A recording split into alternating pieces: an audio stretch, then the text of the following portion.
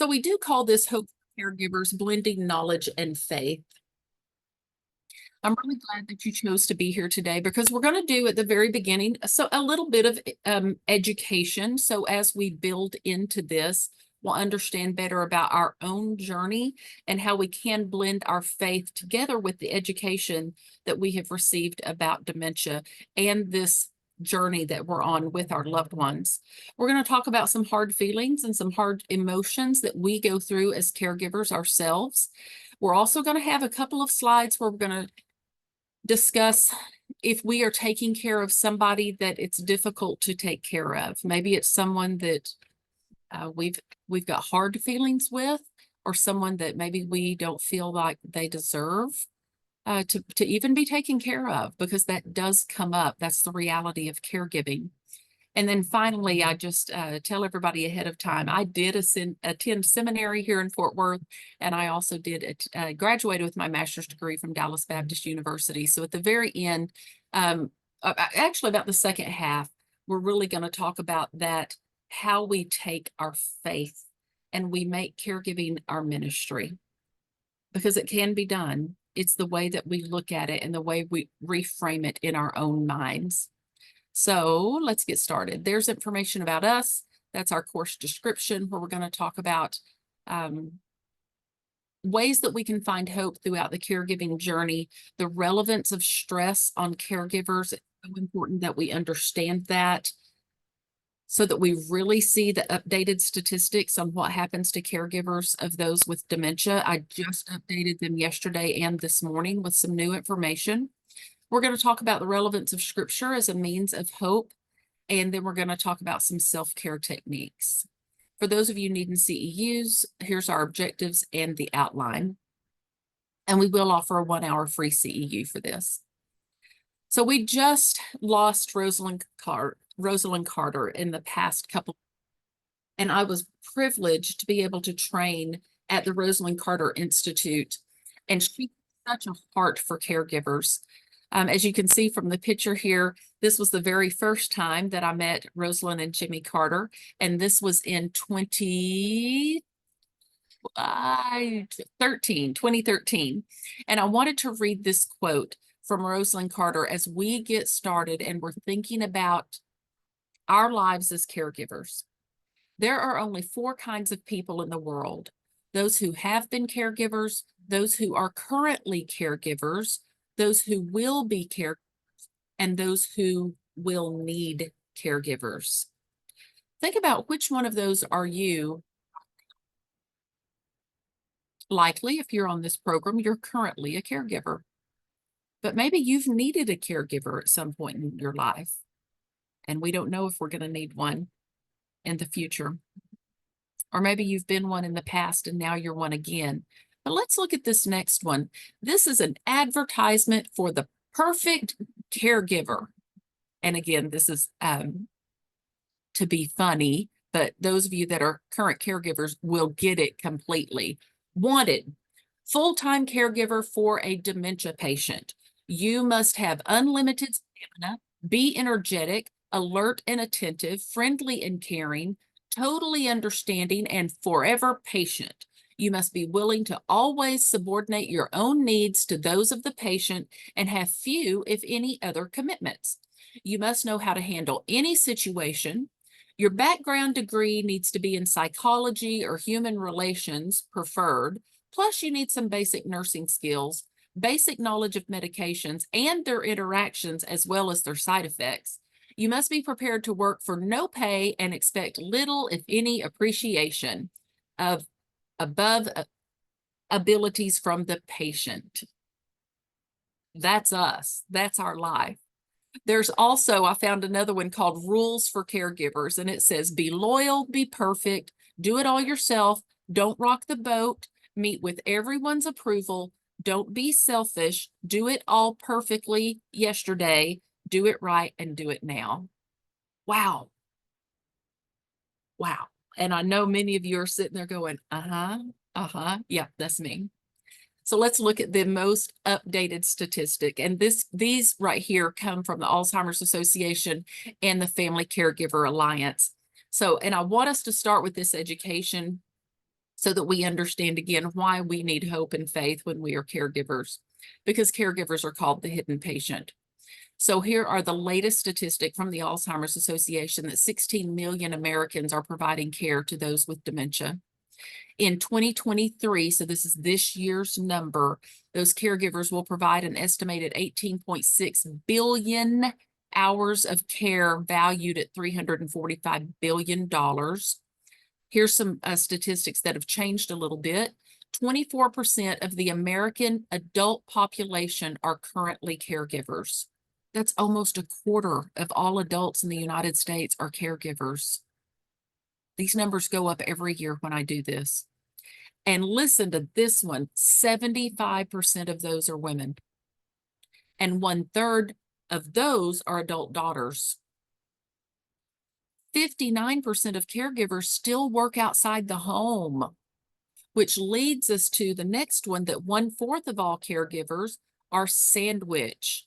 I'm a woman, I'm an adult daughter, and I work outside the home.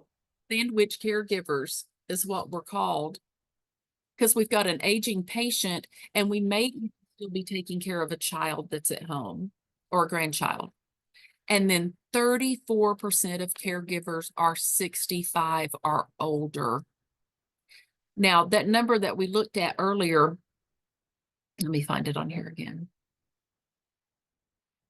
The third bullet point where it says care is valued at $345 billion. Last year, that was $246 billion. So it's just going up every single year. Now, here's some Texas statistics. I look, and if you're not currently in Texas, I'm so sorry, but I did have to throw in some Texas statistics. This came from DSHS-texas.gov. The number of people aged 65 and older with dementia in 2020 was about 400,000. And they're thinking by 2025, it's going to be about 490,000. In the state of Texas right now, there's only 333 geriatricians. That's it in this entire huge state. There's 293,400 home health aides. That sounds like a lot, but look back up there at that number. 400,000 people with dementia, over 400,000. So some Texas statistics again. 56.4% of caregivers in Texas report chronic health problems. Only 29% depression. That number I know is low because we're going to look at the national statistics in a minute, and that is way low. That is just people not reporting it because it's in hand. Let's look at the next slide. In 2019, there were over 10,000 deaths from dementia in Texas, but that was up 219% since 2000. And then here's some brand new statistics again. Texas is the 4th in the nation number of dementia cases, and it's the 2nd in the nation of number of dementia deaths. And that's because of our size. Now, some of you have heard these statistics before, and those of you who just joined us, I'm going over some education and statistics first before we jump into the hope and faith and how we can use scripture and actually build and see caregiving as our ministry, because I want us to understand how crucial it is that we take care of ourselves as caregivers. Caregiver spouses between the ages of 66 and 96. 68% of the time they're going to die before their loved one with dementia. This statistic is about adult children. Adult children, 64% of the time, who have taken care of a parent for more than 4 years will die before the parent. And that went up. That used to be 62%. Let's think about why that is. What's going on? Again, I told you about my relationship with the Rosalind Carter Institute. It's actually called the Rosalind Carter Institute for Caregivers. And they did a poll in 2020, which of course was right when COVID was starting. And some of those statistics said that 83% of caregivers said that they were experiencing more stress since the pandemic, of course. They used the words debilitating, that it had a debilitating impact on their overall mental and physical health. That's us as the caregivers. Burden and stress impacting caregivers across the United States. And I want us to see this quote from the Rosalind Carter Institute. And this is a quote that Rosalind Carter herself went before the House, went before and did it all the way up until in 2019, she was still publicly speaking. She was just diagnosed with dementia earlier this year. And then, of course, she passed just a couple of weeks ago. But she, in her 90s, was still actively out there asking for help and support for caregivers. And this is a direct quote. If we do not begin to seriously address the needs of caregivers and provide the necessary supports, this indispensable, largely invisible component of our healthcare system is in danger of collapse. We know that's the truth because we're the ones that she's talking about. Because we are taking care of people who have dementia, and dementia is not a typical disease model. It doesn't look like other diseases. Our loved one does not get diagnosed and we try some treatments and then they pass away 6 months or a year later.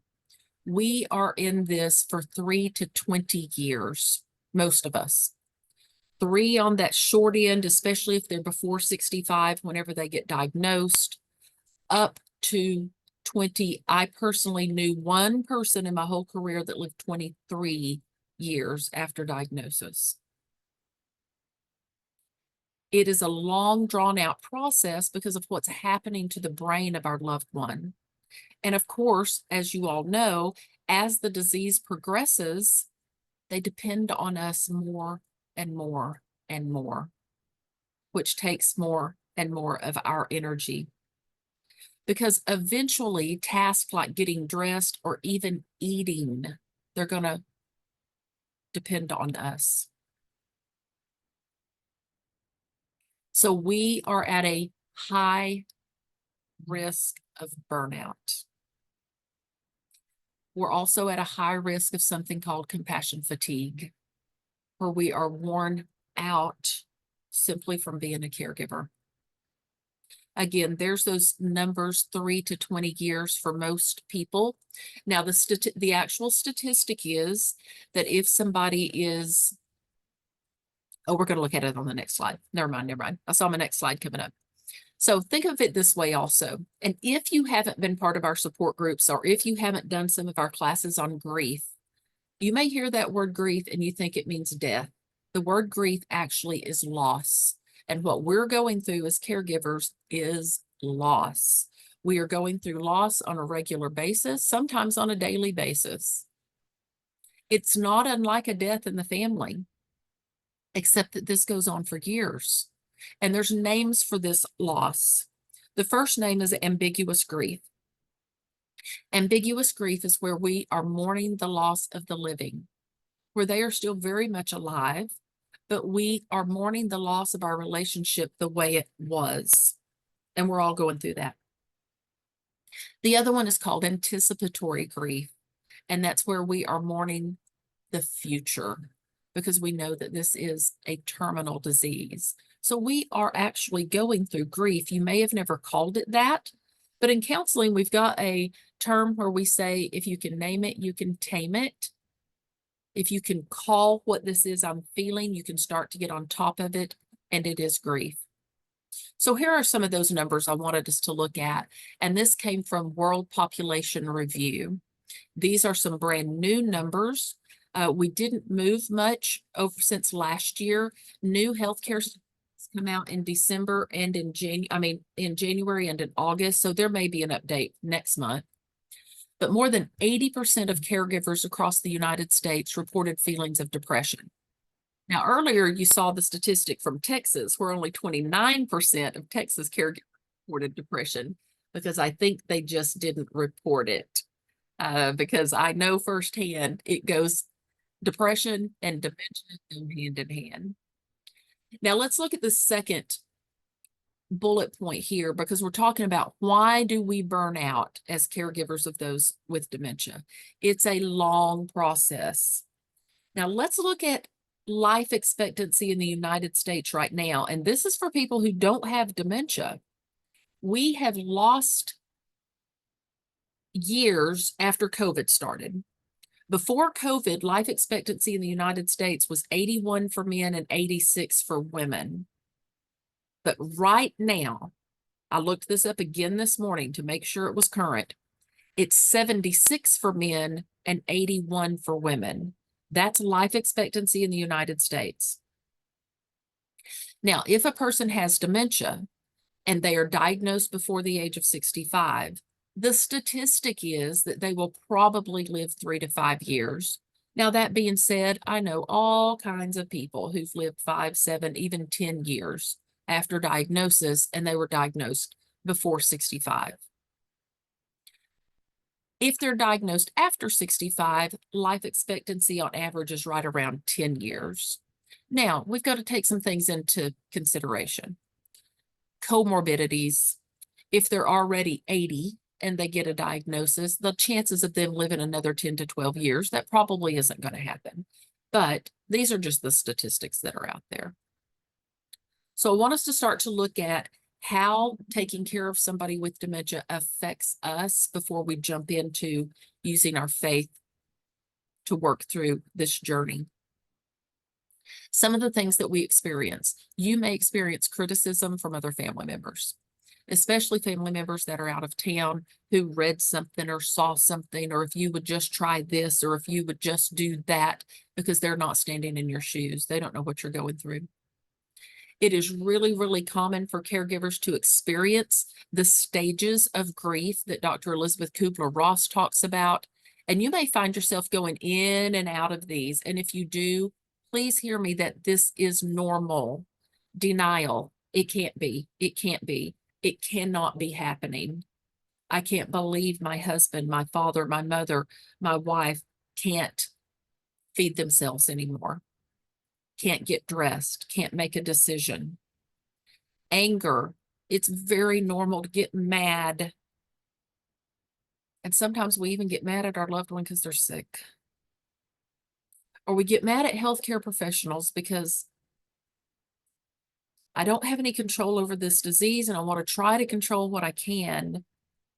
And if you've placed your loved one and you wanted to keep them at home and it got to where you couldn't, it can be very, very easy to get mad over things that maybe you normally wouldn't get mad about, because it's easier to get mad than to get down to the root of it, which is fear. The root of anger is almost always fear. There's bargaining. There's the depression. It is very normal for us to be depressed. I'm much more worried about family members who aren't experiencing any depression. And we do eventually come around to acceptance that this is what it is, that it is progressive, that it is terminal. And we're going to find a way to live with it day in and day out and make the best of it and make connections. There's actually a 6th stage that Kubler-Ross came up with David Kessler, and she called it meaning, where we go through meaning. Let's find some meaning in this.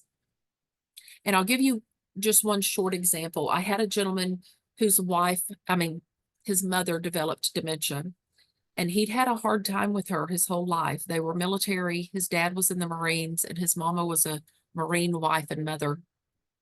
But in dementia, she was very, very loving, and she told people she loved them. And I would say to him, your mother is such a treat, and she kisses me every day and tells me she loves me. And he would say, be glad that's who you know, because that is not who raised me. And I worked with him by doing just a very few counseling sessions with him and talked about, can we get to where you can know her like this? Can you even enjoy her like this? And before she passed away, he had. And he even called dementia a gift, because he got to have a part of his mother that he'd never seen before. That's an example. Let's talk about the isolation that happens to caregivers. And this is said over and over in support groups. This is a lonely, lonely disease to be going through. And your loved one's still alive. But it is very, very lonely.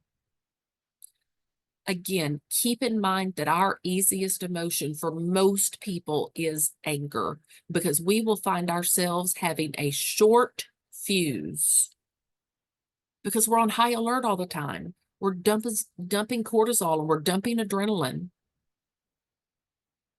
So if you look at that third bullet point there, and it says prescriptions for antidepressants and anti-anxiety medications are up 38%, that is not a bad thing. That is a good thing, because people are finally starting to go to the doctor and talk about what they can do to help them with depression.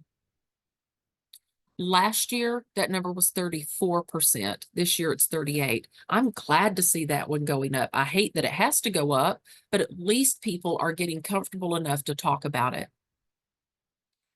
On the other hand, I want you to look at this bottom one, and I've got the statistics for this one from the last 3 years. This started during the pandemic, where we as caregivers started turning to alcohol.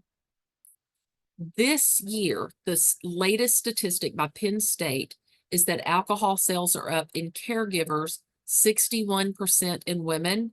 Last year, that was 57%, and the year before it was 41%. So that's becoming our go-to.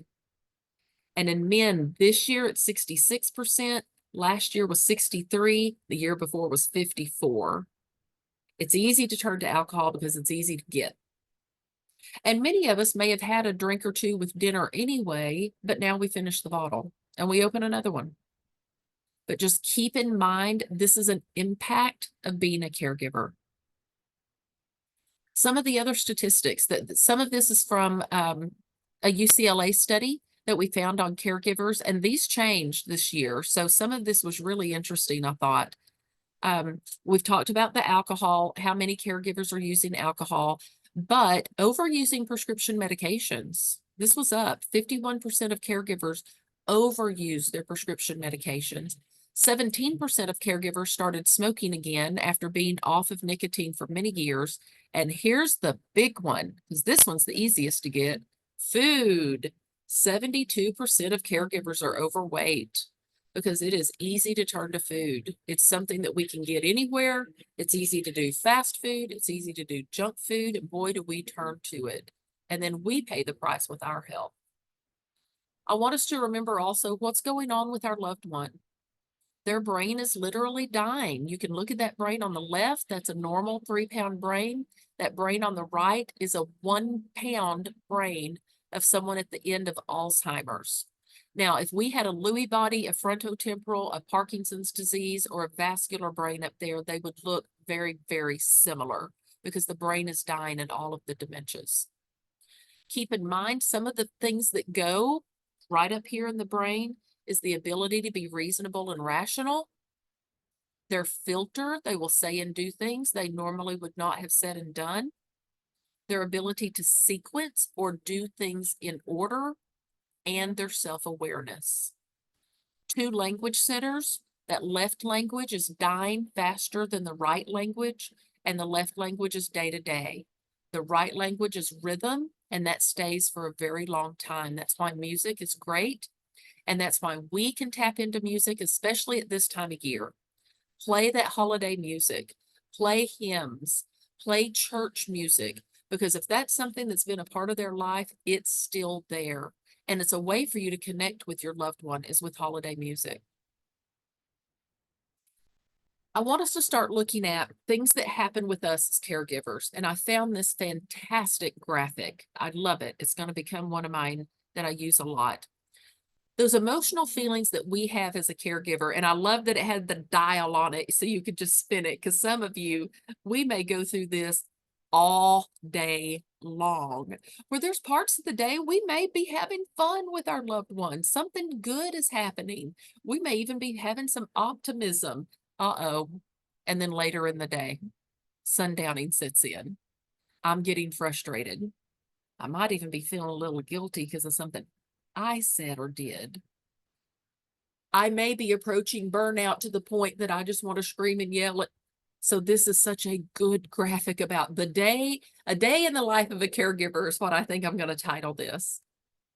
But some of the things that we go through, and The reason I put this slide in here is so if you're having these feelings, you know that you're not the only one that's having them and that they're very, very normal. That is something I get asked an awful lot in support group and in counseling. Is this normal? That I've got some resentment here.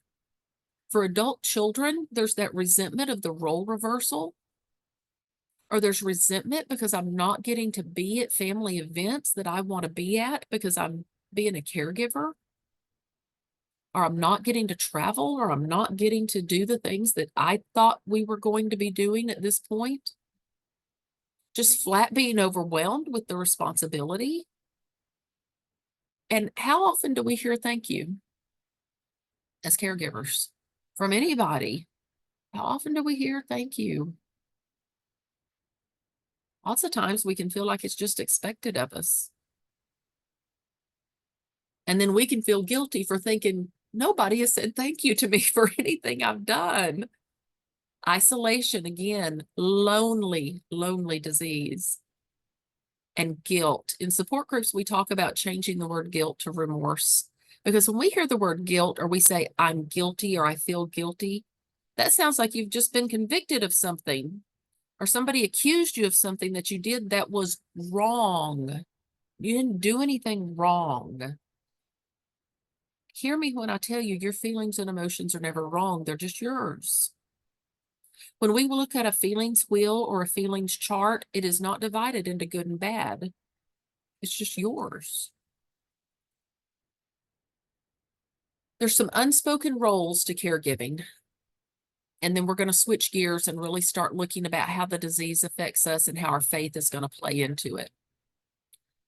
But I want us to look at these roles. If you've ever studied roles in a family, every family has roles. And this is why we do this program at this time of year. First of all, I can't get away with every single program using Bible verses and talking about faith, but I sure can in this one whenever you know that's what the title is. And it's the Christmas season. But when we get back with our families, sometimes we fall back into roles that we had as a child. Because all of us had roles, and I've listed some of them over on the right. The roles that we grew up in actually drive our behavior, and they dictate what we do with our time and our choices. And we started playing roles as children. So let's look at some of the roles real quick. See if you see yourself in any of these. Are you Mr. or Miss Perfect? You're the one that just everything is right. You do everything right. You obey the rules. You make sure everybody else is too, because this is how we're supposed to do it. Then there's the fixer. I don't want anybody upset. I'll do whatever it takes to make sure that everybody's okay. I'll take care of it. Okay, the dinner reservations got canceled. I'll fix it. I'll go in and I'll just fix it. I'll make sure everything's better. Boy, could it be hard to be a fixer when you're dealing with dementia because you can't fix it. But I've always been able to. I had a gentleman who worked for NASA. In 1969, he worked for NASA. You know where I'm going with this. And he told me, he said, Holly, I helped put a man on the moon. I can't make my wife better.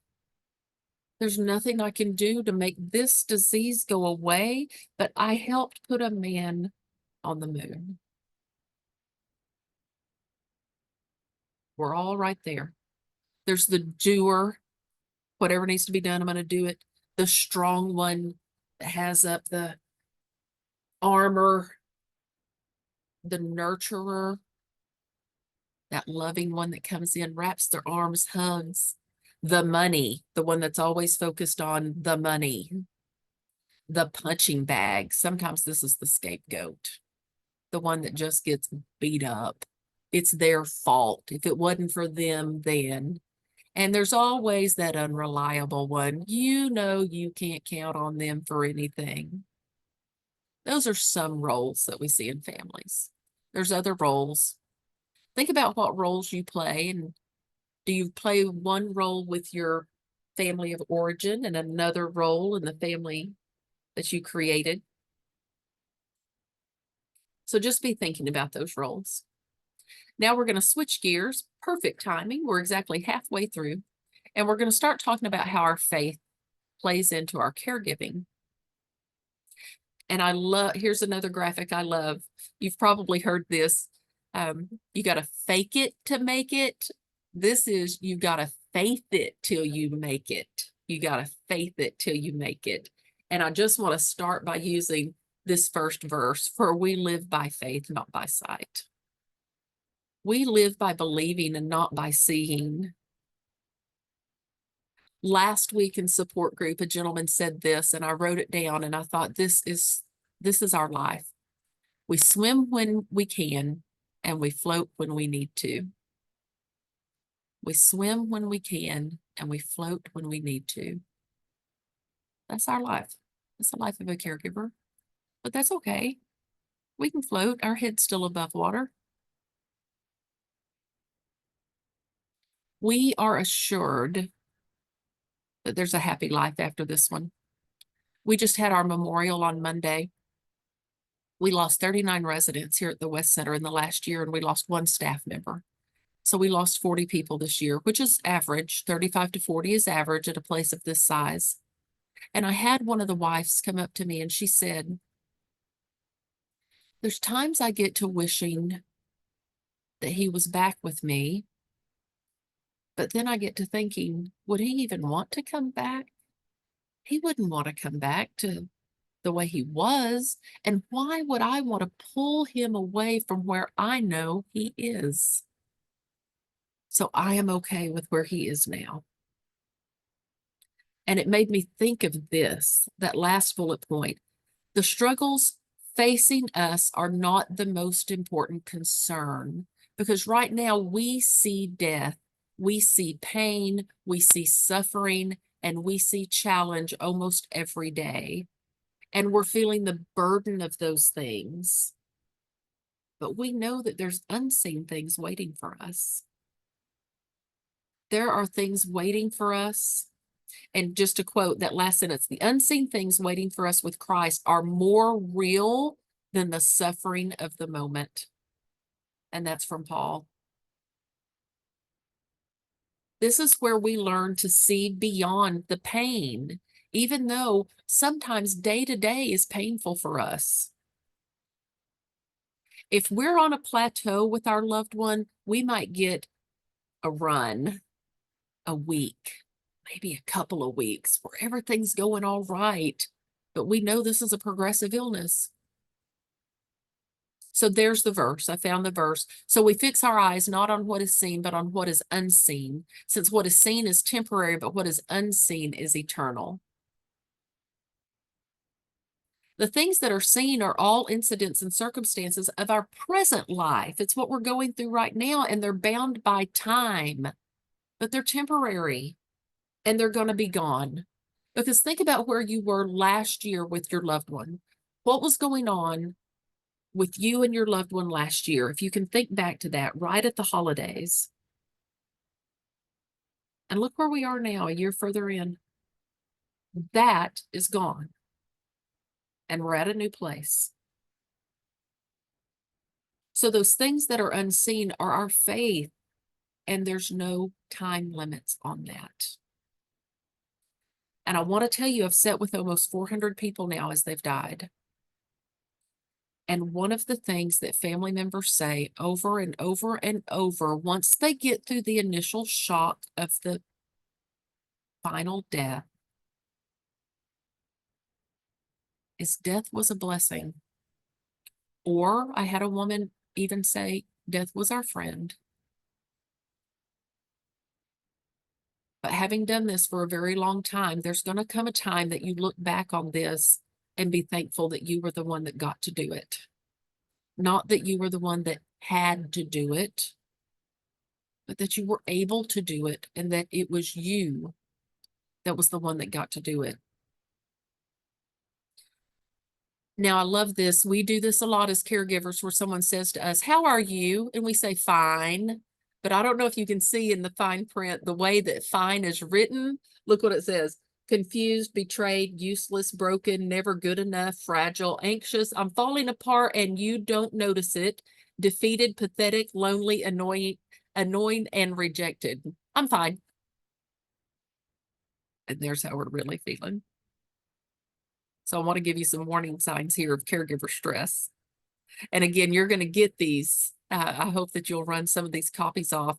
But if you could take a highlighter right now and go down that list: anger, anxiety, denial, depression, exhaustion, health problems, irritability, lack of concentration, sleepiness, and you could highlight more than not, might be some stress going on. I do want to give you some resources before we jump into a little bit more. Here's our local Alzheimer's Association in Fort Worth. And I also want everybody, especially if your loved one's still at home, make sure you have that 800 number to the Alzheimer's Association. That is a 24/7 hotline. I used to work that hotline. You will get somebody local if you call between 9 and 5. And if you call after 5, it routes to Chicago. I believe it's Chicago. And you're going to get a dementia care expert at 3 o'clock in the morning. If you can't sleep and you've got a question about somebody, call that 800 number. We also have an area agency on aging. That's our local number right there if you're in Tarrant County. I've got the Rosalind Carter Institute's website. They have some fantastic information for caregivers. There's our website. And now, as of last July, in the United States, we have a new number that's called a crisis hotline, and it's 988. 911 is when we call when we have an emergency, but we can call 988 in a crisis, and we can get a mental health expert on the phone, and they can talk us through whatever's going on with us. We haven't advertised that enough. 988 crisis hotline. We all need somebody to talk to who isn't necessarily going to try to fix it for us. I think that's why support groups are so helpful, because we can come and talk and it's safe, and we can say things that maybe we can't say to other people. And there might be people give suggestions. We might need some suggestions, but nobody's going to come in and accuse us of doing anything wrong. So make sure you've got somebody you can talk to that doesn't try to fix it. I also wanted to share along those lines of things to look out for caregiver burnout, the emotional and the physical signs of caregiver burnout.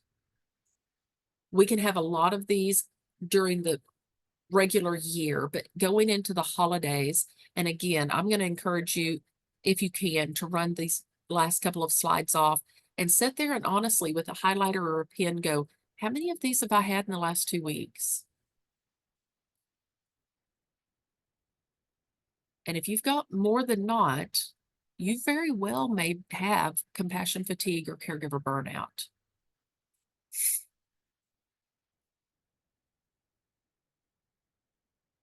Having done this for so long, I've watched families transform and develop skill sets. And you know this yourself.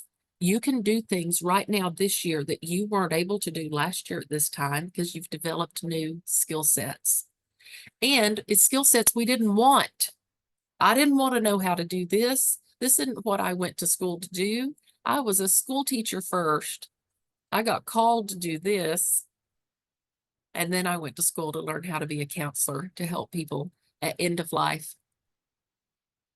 But we develop a skill set that we never wanted. But you will find a way to use your skill set. So I want us to look at this first verse again from 2 Corinthians. Therefore, we do not lose heart. Though outwardly we are wasting away, yet inwardly we are being renewed day by day. For our light and momentary troubles are achieving for us an eternal glory that far outweighs them all. This is temporary. It's day by day. We're passing through these stages of renewal and grace, and we're gaining fresh energies. But sometimes caregivers, that grace, we don't have very much grace with ourselves. I did a program not long ago where I had a woman actually come up to me and say, I've been doing everything wrong. No, you haven't. You're doing the best that you knew to do, and now you know better, do better.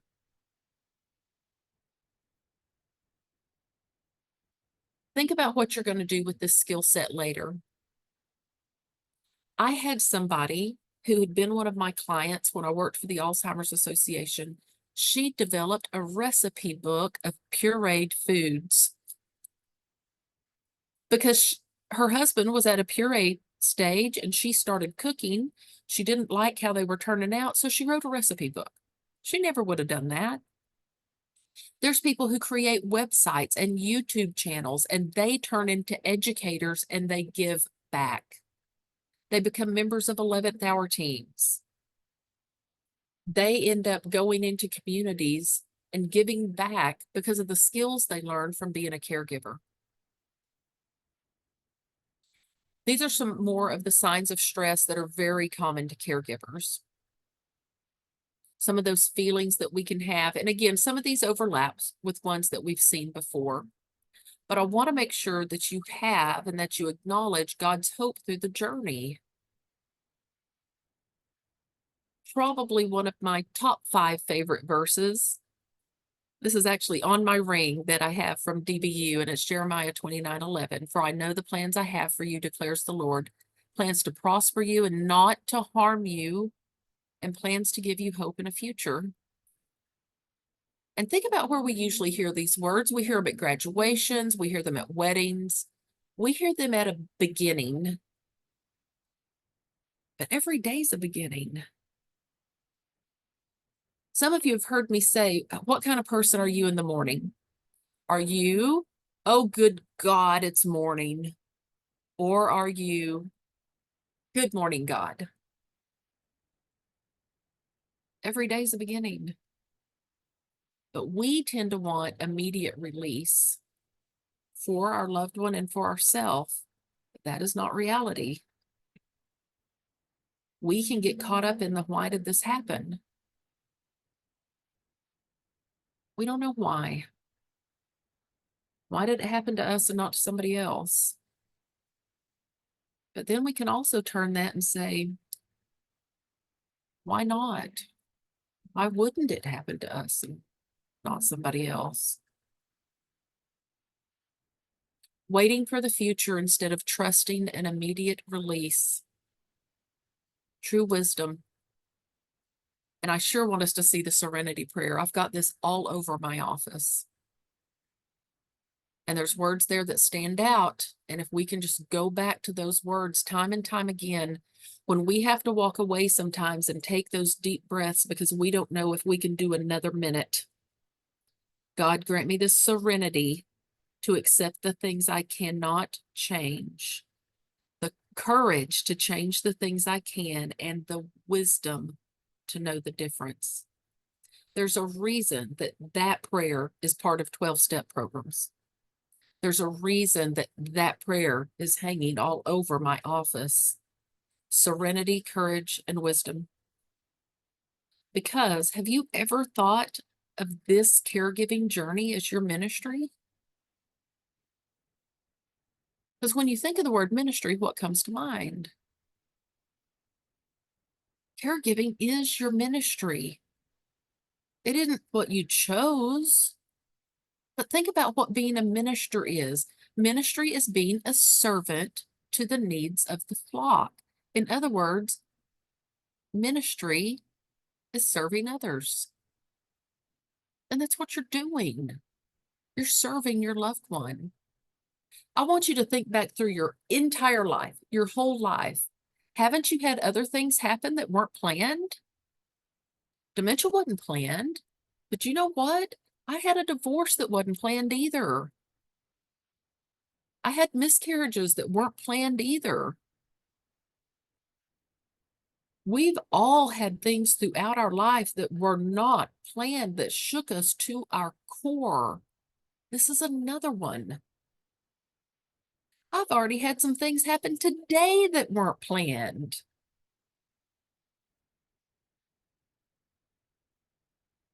In November, several years ago, I lost 11 residents in 1 month. That wasn't planned.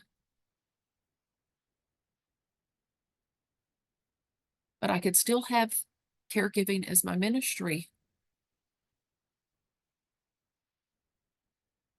And I thought this went look at 2 Corinthians again. Therefore, since through God's mercy we have this ministry, we do not lose heart. But what that means is that we've got to change our mindset and reframe our caregiving as our ministry.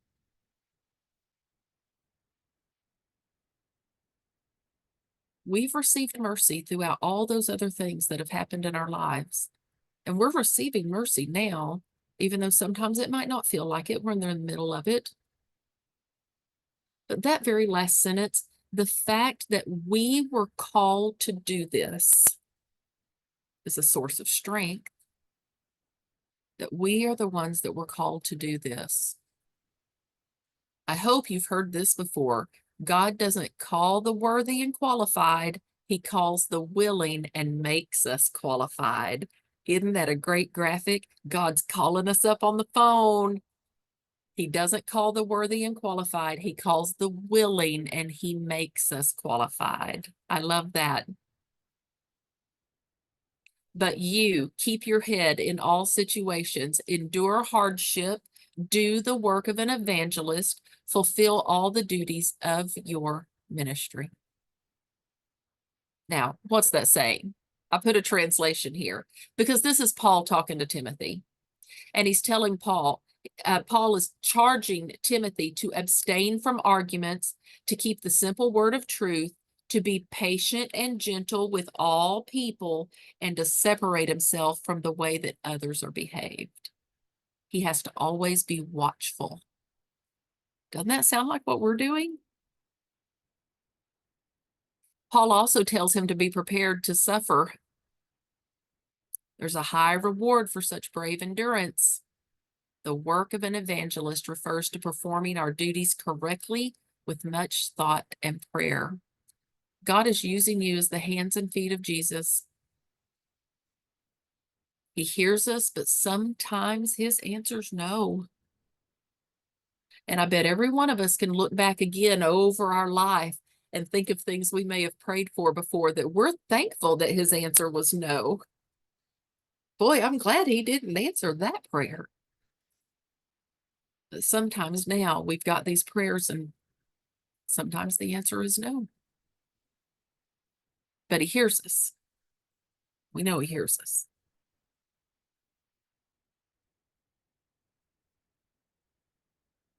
I want us to briefly talk about when we're called to care for someone and we don't really feel like they deserve it, because not everybody's story is the same. Not everybody had the Ward and June leaving their house. I've got folks that are caring for their ex-spouses, and lots of people are estranged children or their stepchildren, or sometimes people even have a guardian of the state because it's hard to take care of some people.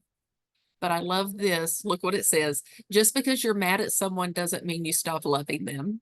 And he's grouchy, but look, he's got the umbrella over her head. I love it. And the reason that we get into this sometimes is because of emotional baggage. You were hurt by the person with dementia in the past. This is hard.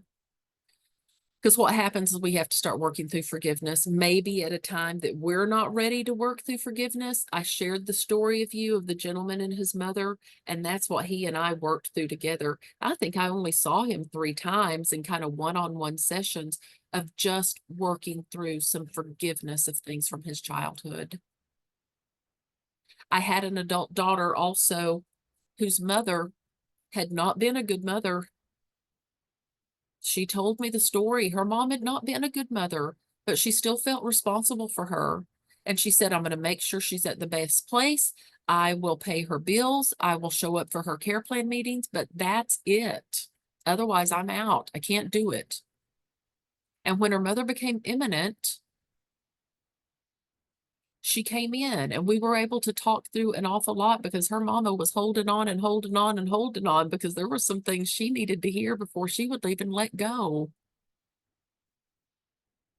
And I pulled that daughter out in the hallway and I asked her, I can still see her face. This is so vivid. And this was years ago. I got her by the hands and I said, could you say something to your mama like, I know you did what you thought was best. Or I know you did the best you could. That is not saying you were the best mother in the world. I love you more than life itself. Because she couldn't say that. But she was able to go in, and that's what she said to her mother. I know you did what you thought was best. And it actually kind of released her, and her mother passed. She passed within the hour. And then I continued to work with her through some of the things that you see here. And this is taken from a book called Forgiving What I Can't Forget. And if that's something you need to work through, whether it's with a spouse or if it's with a parent or a friend or a sibling, I highly recommend Lisa Turkhurst. I've heard her speak. I've got several of her books and journals. She's a Christian writer, and I really recommend that book. But don't go it alone, because you're not alone. You're never alone. You need help. The journey of dementia is just not something that you can do by yourself. God gives us other people. He gives us our church. He gives us support groups. He gives us other professionals, healthcare professionals, but we have to accept that help also. He even gives us family and friends that maybe we think their intentions are one thing, but maybe he's already planted something else in their mind. He will never leave you or forsake you. Do not be afraid and do not be discouraged. I use these two over and over and over and over. These last two on this page. The Lord himself goes before you and will be with you. He will never leave you or forsake you. Do not be afraid. Do not be discouraged. Now look at this one right here. I love this. Two different views on life. The negative mindset, we only live once. The positive mindset, wrong. We only die once. We live every day. That's one to run off and put where you see it all the time. I've got a copy of it right where I can see it every day. There's my information. If there's ever anything that you want to discuss or talk about, you will get a copy of this program. You'll get a copy of the slides. If you're interested in our support groups or our other education, you can email me right there or email Jamie, and we will get you that information. We finished a few minutes early. Let me just see if anybody has any comments, questions, or anything that you would like to add. You can unmute.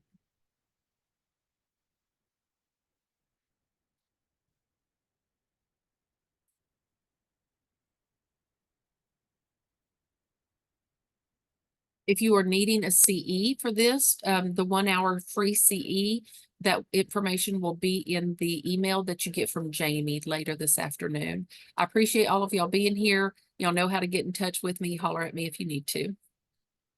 Bye-bye, everybody.